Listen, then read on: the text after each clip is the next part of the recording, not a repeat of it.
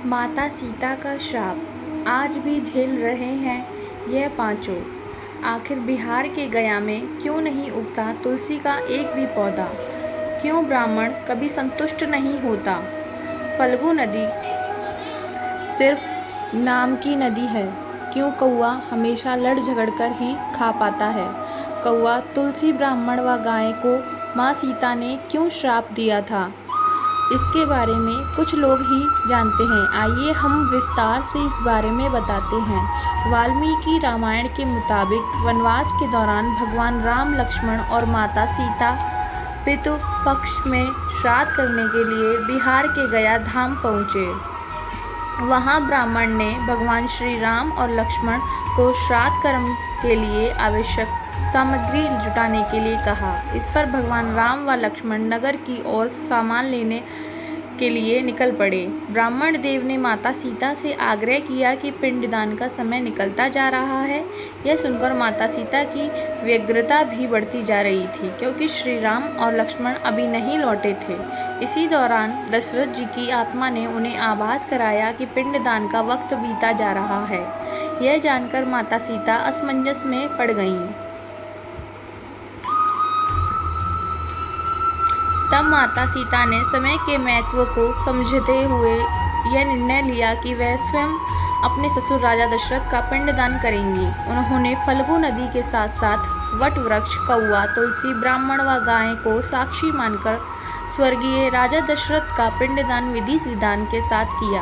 इस क्रिया के उपरांत जैसे ही उन्होंने हाथ जोड़कर प्रार्थना की तो राजा दशरथ ने माता सीता का पिंडदान स्वीकार कर लिया। माता सीता इस बात से प्रफुल्लित हुई कि उनकी पूजा दशरथ जी ने स्वीकार कर ली है। इसके बाद उनके मन में संशय भी हुआ कि प्रभु राम इस बात को नहीं मानेंगे, क्योंकि पिंडदान पुत्र के बिना नहीं हो सकता है। थोड़ी देर बाद भगवान राम और लक्ष्मण सामग्री लेकर आए और पिंडदान के विषय में पूछा। तब माता सीता ने कहा कि समय निकल जाने के कारण उन्होंने स्वयं पिंडदान कर दिया।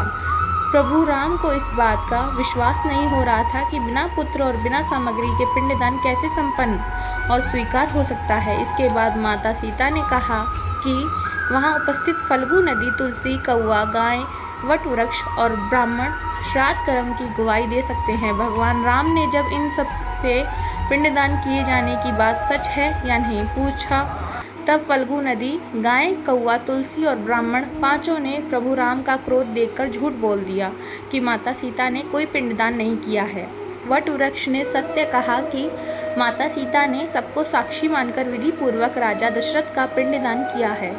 पांचों साक्षी के झूठ बोलने पर माता सीता ने क्रोधित होकर उन्हें आजीवन श्राप दे दिया। इन्हें मिला था श्राप। फल्गु नदी को श्राप दिया कि वह सिर्फ नाम की नदी रहेंगी। इसी कारण फल्गु नदी आज भी गया में सूखी है। गाय को श्राप दिया कि गाय पूजनीय होकर भी सिर्फ उसके पिछले हिस्से की पूजा की जाएगी और गाय को खाने के लिए दर बदर भटकना पड़ेगा। आज भी हिंदू धर्म में गाय के सिर्फ पिछले हिस्से की पूजा की जाती है। माता सीता ने ब्राह्मण को कभी भी संतुष्ट ना होने और कितना भी मिले उसकी दरिद्रता हमेशा बनी रहेगी का श्राप दिया। इसी कारण ब्राह्मण कभी दान दक्षिणा के बाद भी संतुष्ट नहीं होते हैं। माता सीता ने तुलसी को श्राप दिया कि वह कभी भी गया की मिट्टी में नहीं उगेंगी। यह आज तक सत्य है कि गया की मिट्टी में तुलसी नहीं फलती। और कौआ को हमेशा लड़ झगड़ कर खाने का श्राप दिया था। कौआ आज भी खाना अकेले नहीं खाता है। माता सीता ने जहाँ इन पांचों को श्राप दिया, वहीं सच बोलने पर वट वृक्ष को आशीर्वाद दिया कि उसे लंबी आयु प्राप्त होगी, वह दूसरों को छाया प्रदान करेगा। पतिव्रता स्त्री उनका स्मरण करके अपने पति के दीर्घ आयु की कामना करेगी। धन्यवाद दोस्तों। अगर आप सभी को मेरी ये वीडियो पसंद आई हो तो लाइक, कमेंट, शेयर